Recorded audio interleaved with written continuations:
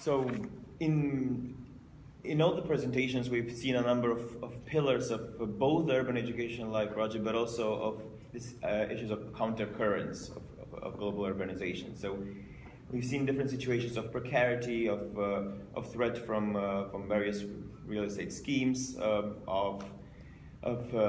also the rather classic discussion of this contents with modernism and how can we activate that. But also we've seen ways of and a concept which hasn't been used, but what really emerged also ways of social mapping of actors, of how do we understand communities, their needs. How do, for instance, what Sheffield has done in collecting information about the particular civic initiatives is also from a social mapping in looking at Ljubljana, all the actors, and then looking at ways of reactivating spaces in Finland and in Chile. We also have seen, so this discussion, the last paper on the Living Lab, I'm not going to discuss it further. I'm also here now and kind of to be a voice for the fourth pillar of this project, which is the Association for Urban Transition in Bucharest. So what I will try to do is bring that different elements of that were discussed also in relation to the Bucharest work. As I cannot present twice in AG, I presented something yesterday, so it's disguised also as a discussion. So I will combine the discussion with a bit of just very brief understanding of the Bucharest context.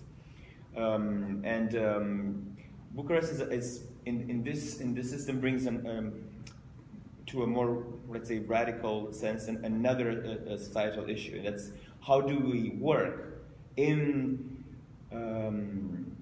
as urban professionals, as educators in a society that's very low trust, way more than the other contexts. Low trust meaning low trust to institutions, perceived as generally corrupt and actually anti people's interest.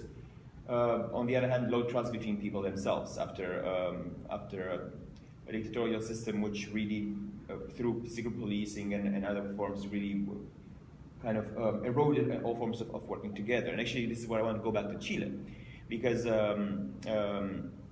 it's very interesting. And in my own research work, I looked at this entanglements between Latin America, particularly former dictatorships, Chile and Argentina, and Romania and former Yugoslavia. And in the case of Romania and Chile, you can see these discussions of how do you do urban projects in low trust. So for instance, in San Borja, I would just bring in the Ciudad Emergente initiative of Javier Vergara and his team, which is basically saying how do we bring people together, because after the Pinochet dictatorship, as we're doing also in Romania, can we talk about forms of post-dictatorial urbanism, not in the sense of dealing with memory, but in terms of dealing with civic initiatives. So what they do, for instance, also in places like San Borja, is this idea, El Gran Malón, bringing people together, sharing food. So this small forms of community engagement through events. But the question is, to what extent are these actually conducive to larger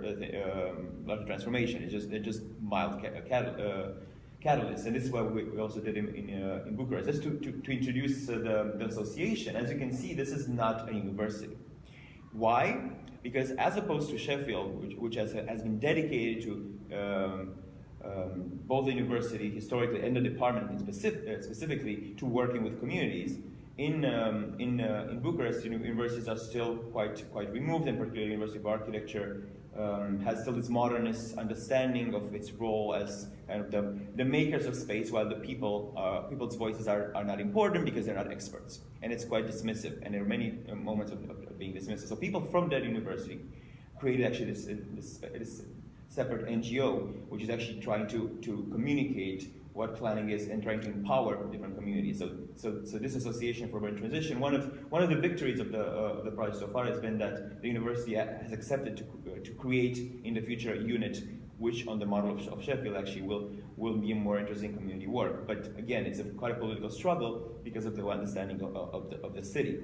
So going back to the low trust society, as opposed to places that have already a lot of established associational structures. In Bucharest, you can map up to 10 civic initiatives groups. This is a very new thing for Romania. They started appearing. So when we are to work with communities, the first thing is that it's very hard to have counterparts in sense of community organizations. So we actually, in the work in Bucharest, we had two different strategies. One is to work with one of these new civic initiative groups that actually cohered and coalesced from the community itself, which is very spectacular again for the Romanian context. So we try to understand how they work, and see how can we help with having planners, geographers, architects, anthropologists in helping with their own issues. And we worked in the last year to socially map the community to understand what is their main interest, and we're working into dealing with that, but also having noticed that there are problems how do we relate to the fact that also within this initiative group there are social values such as, for instance, Roma discrimination that we are critical of, and how do we work with partners that actually have let's say not an inclusive approach. So it's one of the challenges that we have. The second family of approaches deals with the majority of situations in Bucharest, in which you have private forms of dispossession, quite classic in not only in post-socialist Europe, but all over the place of dispossession and through various forms of privatization, and quite a lot of evictions in the case of Romania. But also public actors doing active demolitions in road projects. And various decisions that are quite arbitrary, quite anachronic, that are being still conducted in Bucharest. So our work has been in the last 2 years also to try to understand how can we build through a participatory action research, which I've done with students in urban anthropology in one of the universities in Bucharest. We try to understand the community and how can we actually contribute to creating a civic initiative group, even though the population there is very diverse, from quite affluent upper middle classes to quite deprived Roma. And so how do we bridge them where they don't want to be bridged in order to fight against a project that comes, funnily enough, from something that's supposed to be public interest, but the construction of a road which will evict a lot of people.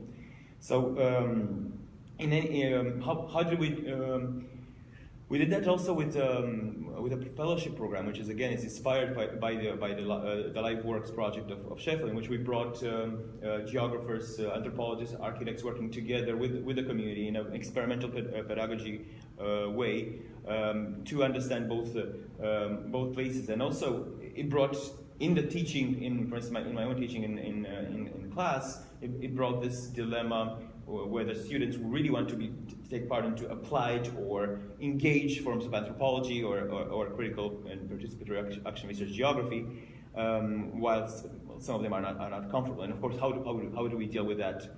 But I don't want to I don't want to take too much time from the discussion. I just wanted to bring some of the threads about different ways of challenges. Different ways of reacting to challenges, and going back to social mapping and to the experimental pedagogy.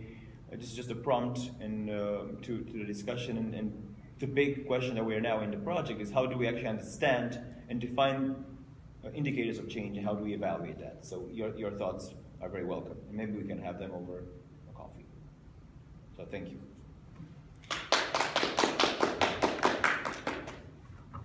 Yeah, so I tried at least to have to get closer to the.